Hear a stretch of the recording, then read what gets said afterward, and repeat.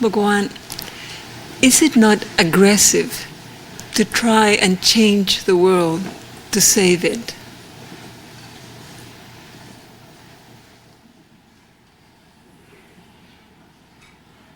It is aggressive.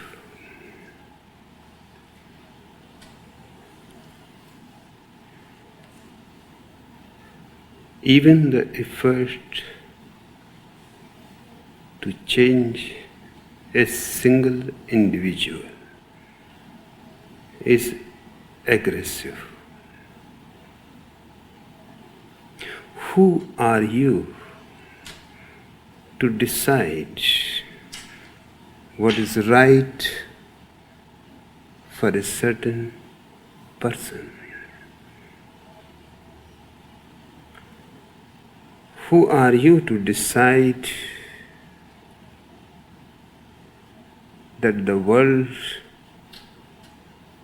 if changed according to you, will be a better world?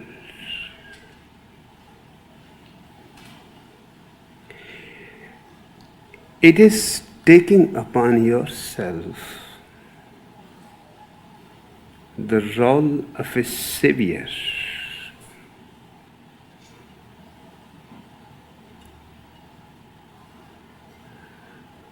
It is a very unconscious way of dominating people for their own sake, of course. So they cannot even rebel against you. Every parent is doing that to the children for their own sake. He is disciplining them, forcing them to do things that they don't want to do, imposing a certain religion upon them without their consent. In every possible way, their freedom is being cut. Less freedom, less individuality. And the moment the child becomes 100% obedient, he has died. In his disobedience was his life. In his rebellion was his being. And you cannot say that the intentions of the parents are wrong. I never suspect anybody's intentions.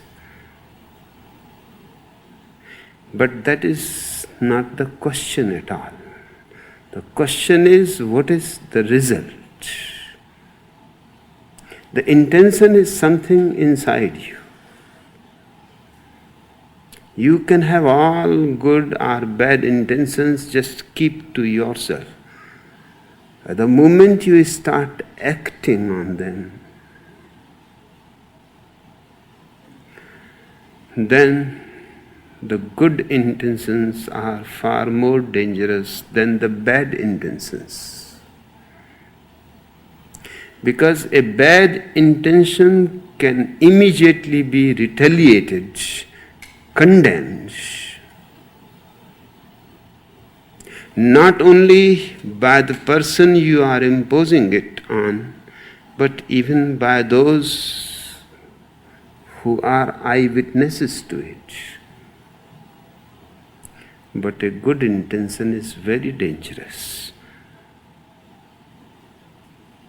Both are doing the same work, destroying the freedom of the individual to be himself. So their nature is not in any way different. But against the bad intention, rebellion is possible and will be supported by everyone. But against the good intention, rebellion becomes impossible. And everybody will be supporting the people of good intentions who are destroying individuals. Nobody will come to his support.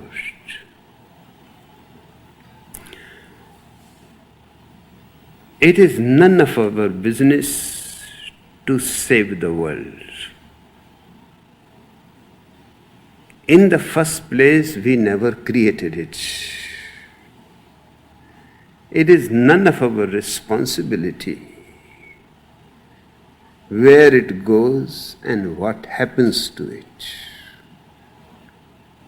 Our only responsibility is that while we are here, we live a life of joy, love,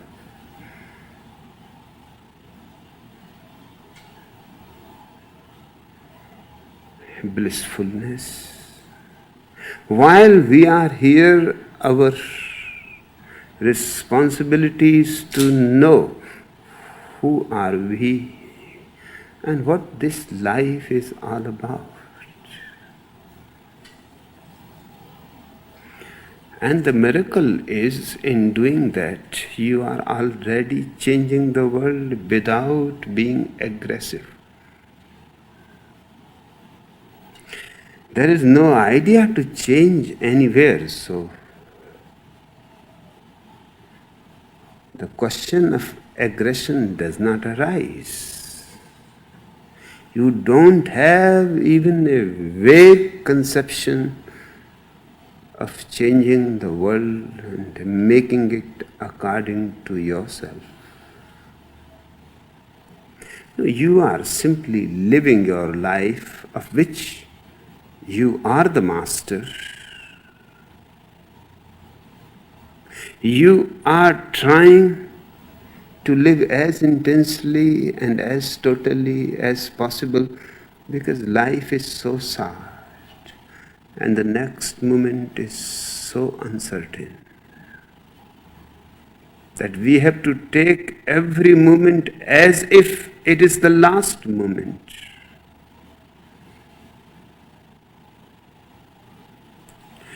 Just the very idea as if it is the last moment will transform you. Then there is no need to be jealous, no need to be angry.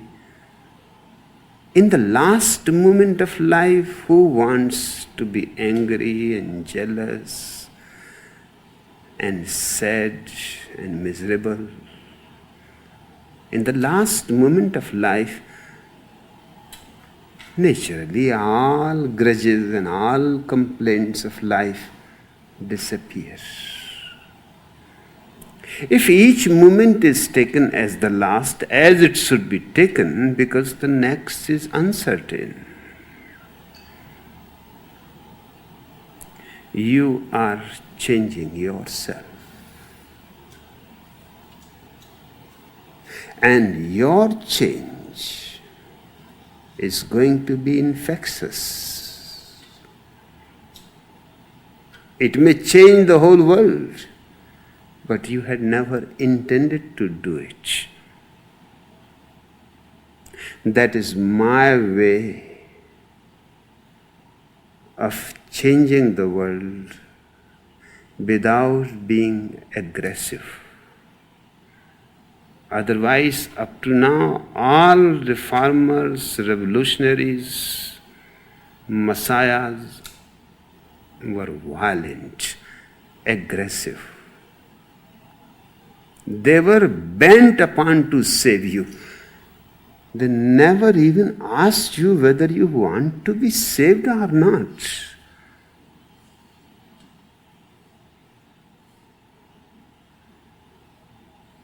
You were just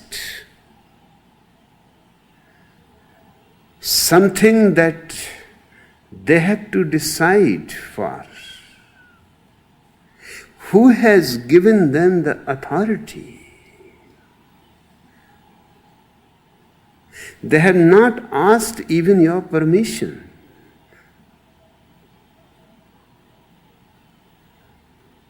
And if you don't change according to them, they are willing to throw you into a dark, dismal hell forever. And of course, if you are willing to commit a spiritual suicide and just become a shadow to these people, of course, they are giving you all the rewards that you can imagine in paradise. Hindus have tried to change the world, Christians have tried to change the world, all the religions have been doing that. Communism, socialism, fascism, all have been doing that. Mass sannyasins have to be totally different. A new phenomenon in the world. Not interfering with anybody's life and yet transforming the whole world. This is real magic that you never intended, you never imposed, you never interfered, you never trespassed anybody, you never made any judgment that you are wrong and I am going to put you right. You were never concerned. That is their business, that is their life. If somebody wants to destroy it, he has the right to destroy it. If somebody wants to live stupidly, then he is perfectly right to do that. It is his life. How he spends it, how he lives it, or remains almost dead, asleep from the cradle to the grave, that too is his life, and he is the master of it. So my people have not to interfere into anybody's life. But I have found a totally different approach of changing the world. You just change yourself. And when you are rejoicing and dancing, you will find somebody by your side has started dancing with you. Because we all are the same human consciousnesses, with the same potential. Nobody is a foreigner. We may speak different languages, but we understand one language. So when you are happy, smiling, the other who may not be smiling suddenly feels a smile come to his face. You may be a stranger, but you smiled at the person, you waved at the person. You have changed the person without his knowing it, without your intending it. This has been called by great masters like Lao Tzu, Chuang Tzu, Li Tzu, action without action. You are not taking any action, yet something is happening. And when things happen on their own, they have a beauty, because deep there is freedom. If the person has waved, if the person has smiled, you were not asking him. He was totally free not to look at you.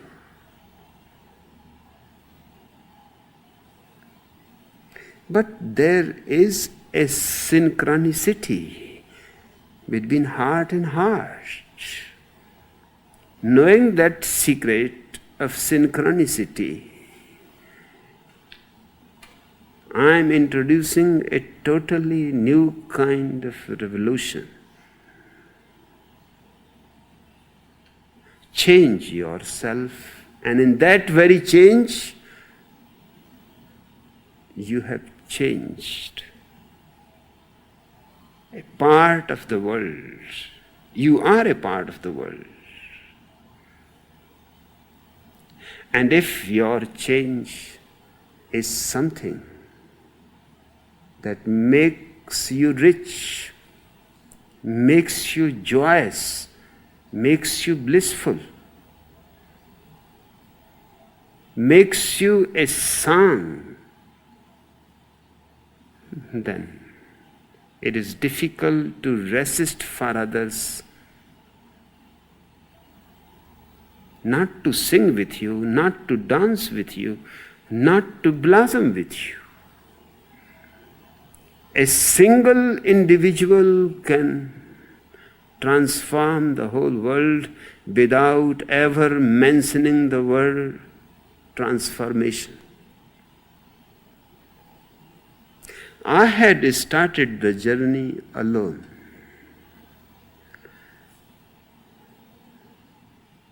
I have not knocked anybody's door to come with me. But strangely, people started coming.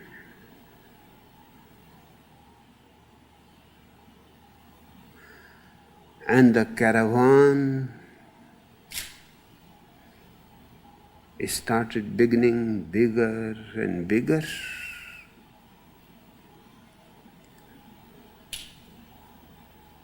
They had come on their own.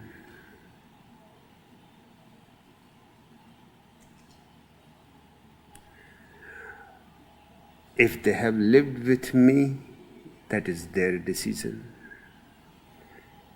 If they want to leave, there is no problem.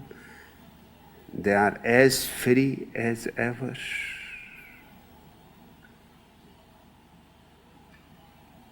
We have already started the world going into a new phase of human history. And we are not aggressive because we are not trying to change the world. We are not even interested in the world. We are just living our life, enjoying our life. We are utterly selfish.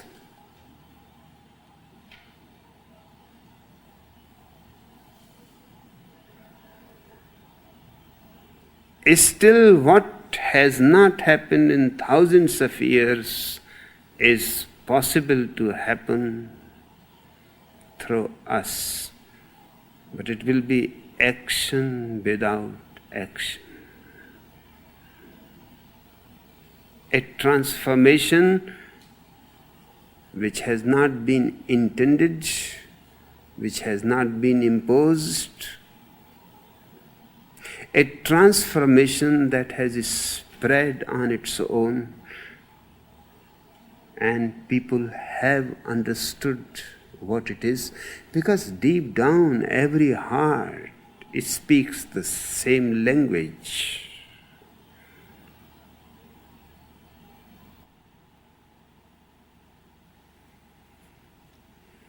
Bhagwan, it seems that politicians talk like priests and priests act like politicians. Is there any separation between church and state?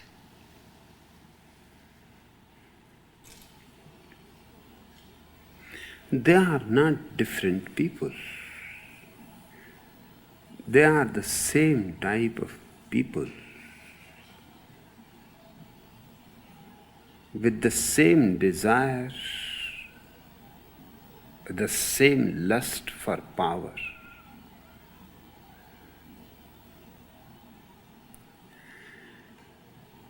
But they have chosen different areas.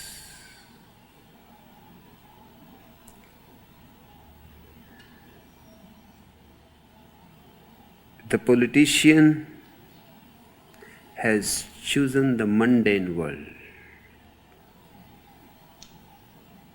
and it has been an unspoken contract that they will not interfere into religious realm, and they hope that religion should not interfere into their world.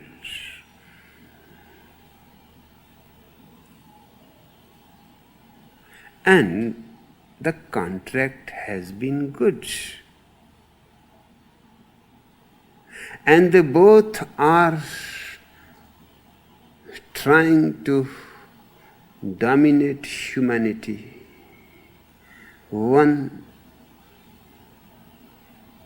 is concerned with the outside world, the other is concerned with the inside world. Their worlds don't overlap, so there is no conflict. In fact, down the history, they have been supporting each other. The priest has been blessing the politicians. The politicians have been praising the priests. And sometimes the situation becomes so ridiculous, unbelievable. In the Second World War, the German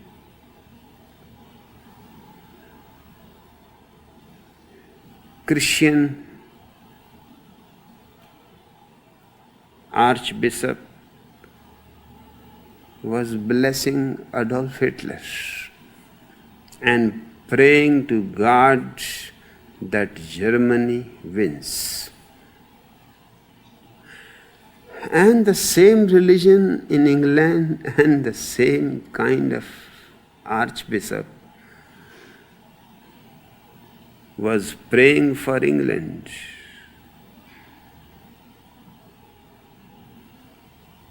And wanting victory for England and defeat for Germany. Their God is one, their religion is one, but the problem is that the German priest has a contract with the German politician, and the English priest has a contract with the English politician. Who bothers about God? In fact, the priests are the most atheistic people in the world. They know perfectly well there is no God. They know better than anybody because that is their business. But they have to pretend that there is God. Without God, they lose authority.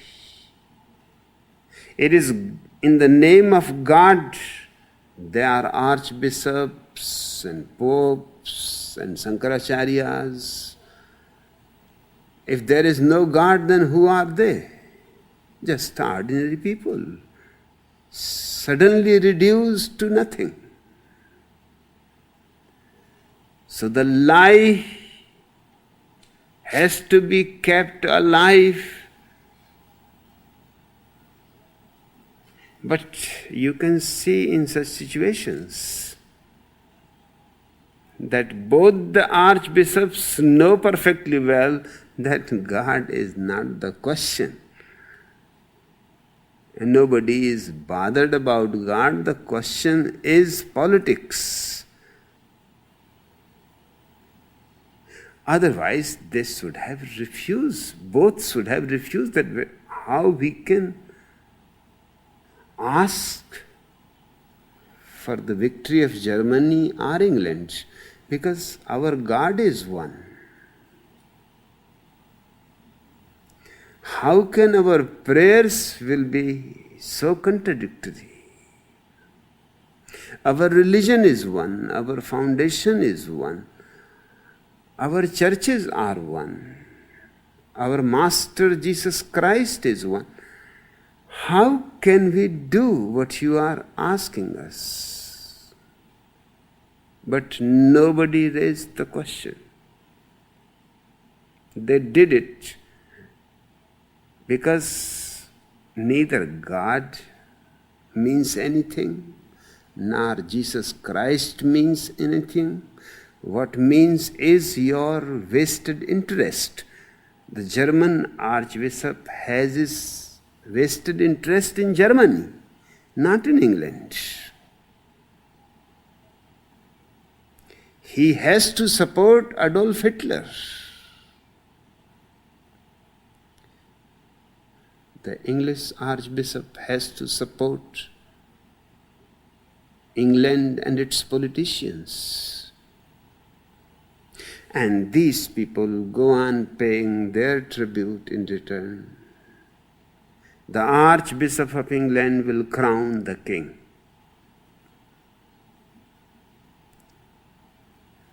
Just a formality, but he is more powerful, at least in the eyes of the mediocre crowds. He is more powerful because he crowns the king. He is a kingmaker.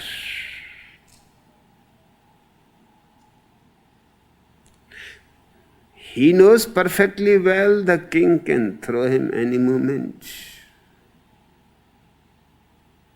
He needs the king's support, and the support is given because the king needs the support of the priest, because the masses believe in God, the masses believe in the bishop, the masses go to the church. If the king wants to remain a king, then there has to be a mutual contract between the bishop, between the priest and the king. And this has been all along the same. Political ideologies have changed. Kings and queens have disappeared. Presidents, prime ministers have appeared. But the basic contract is still carried. The American president, before taking the oath of the president, goes to the chief priest to be blessed. After his blessing, he will go and take oath in the name of God and become the president of the country. This way, he is politically powerful and he has the support of the religious masses. And the poor people don't have any idea what kind of contract has been going on down the ages.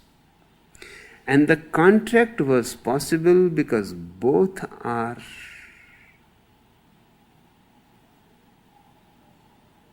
desirous of power. Lust for power is their common ground. And it is easier to divide a line so that they don't conflict. Because that conflict may destroy the possibility of being in power for both.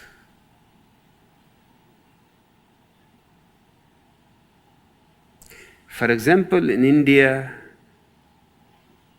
things have been very clear because for 5,000 years the politician and the priest has been in the same business.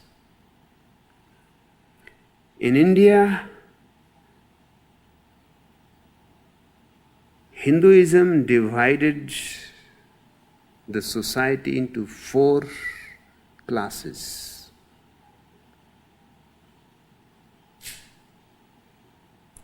The first class is of the Brahmins, the priests. They are the highest people. They own nothing. Brahmins are poor.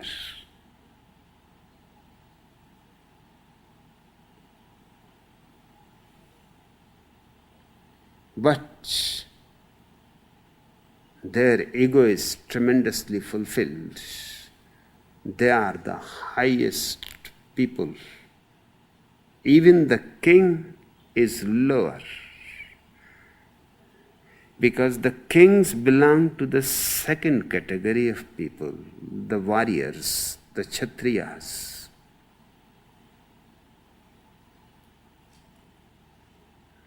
They have all the power, all the money, but they accept the priest as higher than themselves. They go and touch the feet of the priest, because this way the masses who are following the priest and the religion are for the king. What humility, what humbleness. And it is sheer politics.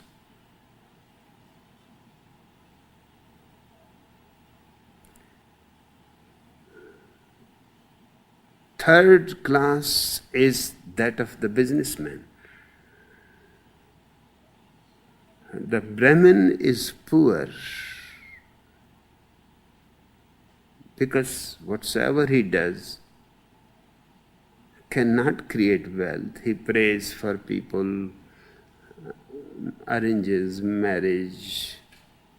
From birth to death, he does every kind of ritual. That is his profession. But out of that he cannot become rich. Poor people are all around. How much you can exploit them? They have been sucked for centuries, and the Brahmin is only a parasite. But the poor masses don't have blood anymore.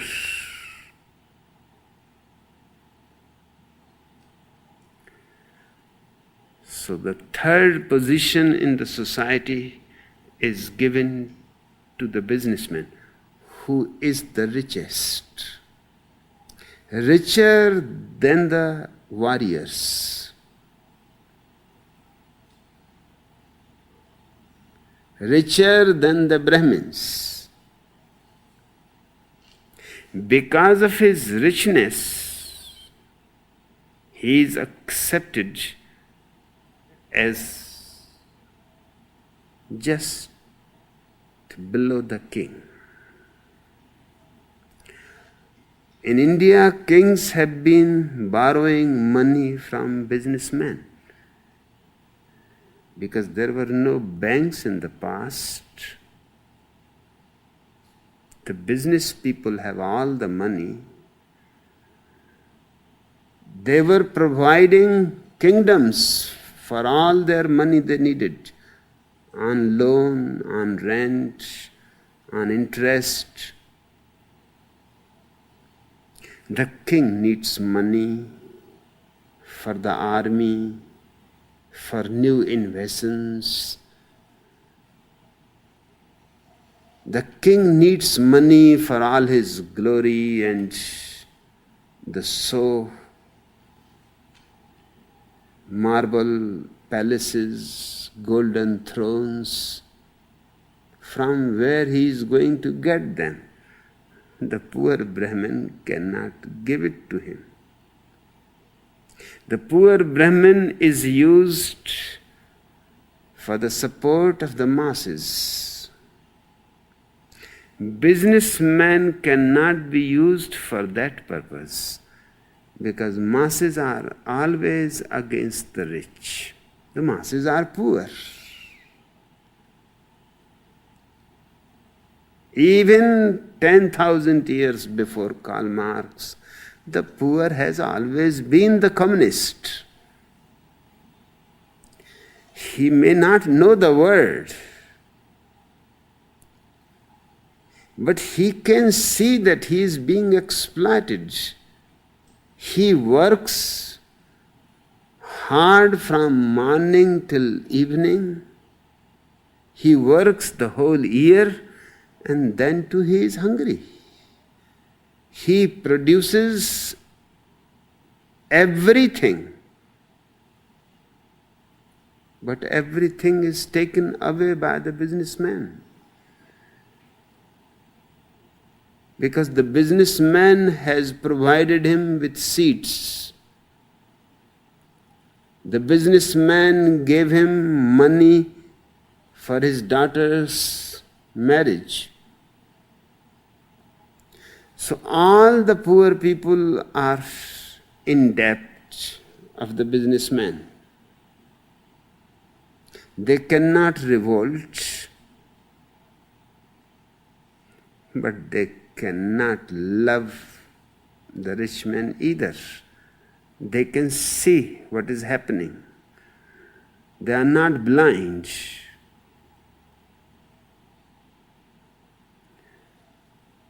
And the poor people are the fourth class, the lowest.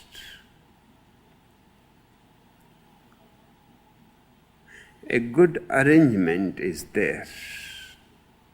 No movement is possible from one class into another. The lowest fourth class of the Sudras, untouchables, is prohibited from education. Because with education, he may start having ambitions. Then why he should go on cleaning people's toilets when he can become a teacher in a school and he is well qualified to be a professor in the university? Then why he should go on making shoes for people? It is better to prohibit him from the very beginning. So Sudras are prohibited from education. And this fourth class is the biggest class. Half of the whole population is in the fourth class. They cannot marry into higher castes.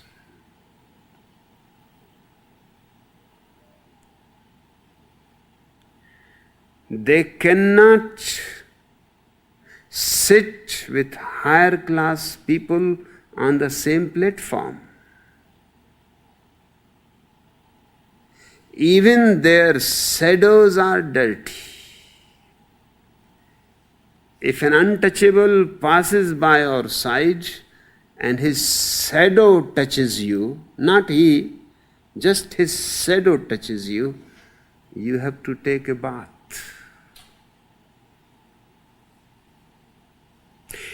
He is reduced almost into inhuman beings. He supplies everything. He produces everything. He weaves the cloth, he makes the shoes, he cleans your streets. He does every kind of work that is needed by all these three classes. The businessman is the mediator. He exploits him, he accumulates money, he is happy although he is third in the position, but he can purchase the king, he can purchase the Brahmin. Who bothers about that he is third grade? He knows perfectly well that money is the highest power. The king is indebted to him. The priest has to depend on him.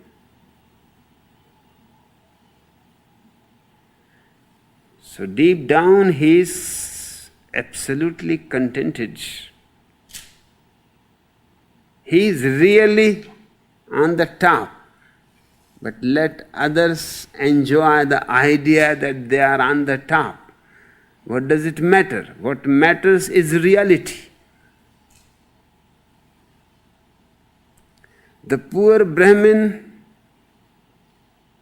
is contented although he is poor. He is contented because he is the highest class. His ego is fulfilled. The king does not care about the priest because the sword is in his hand. He can make the priest to do anything he wants. It is just courtesy that he touches the feet, otherwise he can cut the head. The Brahmin also knows it. The king is not worried that he is second class, although he is king. He knows that it does not matter what class you put him. He is the master. He can kill the priest. He can take all the money from the business people.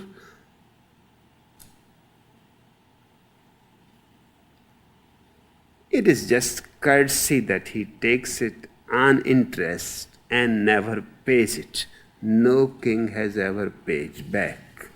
There is no need because you cannot ask. He has all power in his source. For centuries he has been taking money and never paying it back. So whatever interest you want, he is willing to give. Neither he is going to give the original money nor the interest. Nobody has ever done that. It is just not done. But the businessman can enjoy the idea that the king is indebted to him. Without him, he cannot rule the empire. It is his money and his power. And naturally he takes advantages out of it. Licenses will be given to him. He will have first chances into every opportunity because the king depends for money on him. A beautiful and very psychological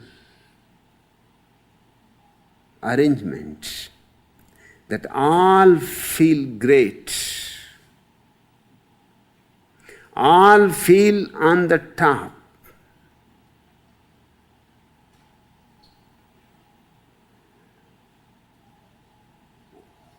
The Sudra, who is the fourth,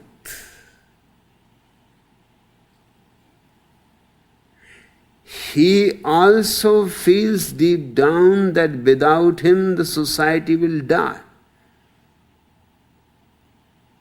He is the producer of food, of clothes, of everything. So let these idiots think that they are on the top. But they are all dependent on him.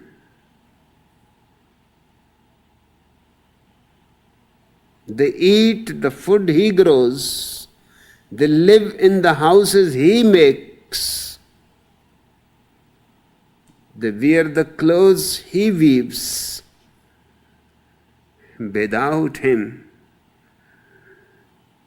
the businessman, the king, the priest, all will have to commit suicide. So he may be poor, he may be in every way dehumanized, but he understands that this is all just formality. It makes no difference. He is the real power. So everybody is deep down is satisfied, and that's why in India revolution never happens and cannot happen. Because nobody is. Every country where revolution happens, it is the intelligentsia of the country which provokes it. They don't do the revolution, but they give the ideology.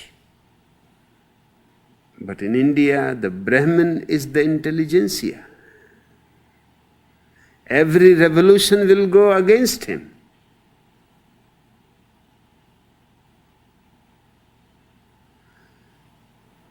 Naturally, he cannot give the ideology of revolution. He will give ideologies that prevent any dream of revolution, of change.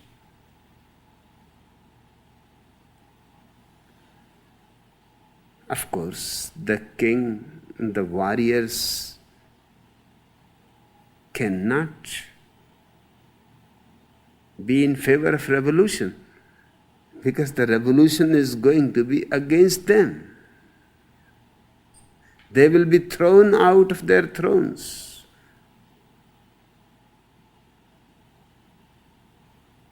The businessman cannot be for revolution either,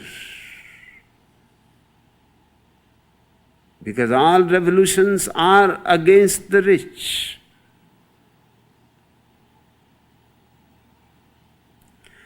And the poor man cannot even imagine, because he has not been allowed any kind of education. He has been prohibited from any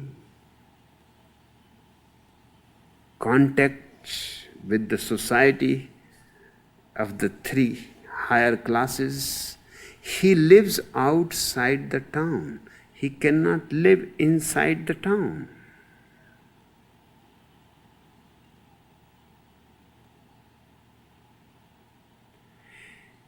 He cannot take water even in times when rains have not come and the poor people's wells are not so deep. They cannot put that much money in making wells. The wells are dried, but the rich peoples, the business group, has big wells, deep wells. The king has his own. But he is not allowed to take water from any well. He may have to go 10 miles to fetch water from a river. He is so hungry that it is almost difficult to manage one meal a day, which has no nourishment in it.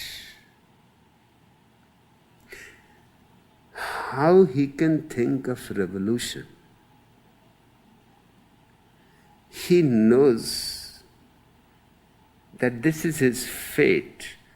He has been told and conditioned by the priest that this is your fate. God has given you an opportunity to sow your trust. This poverty is nothing. It is a question of few years. If you can remain faithful, great is the reward. So on the one hand, the priest goes on preaching them against any change. And on the other hand, they cannot conceive because they are undernourished. And you have to understand one thing, that the undernourished person loses intelligence. Intelligence blossoms only when you have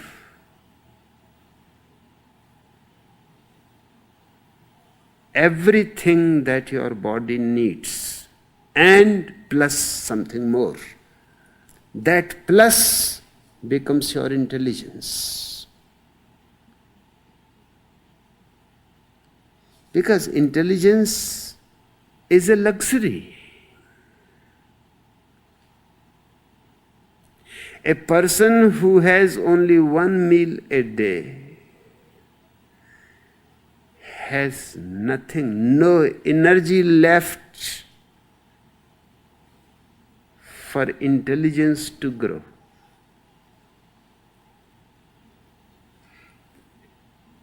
It is intelligentsia that creates the ideas, new philosophies, new ways of life, new dreams for future.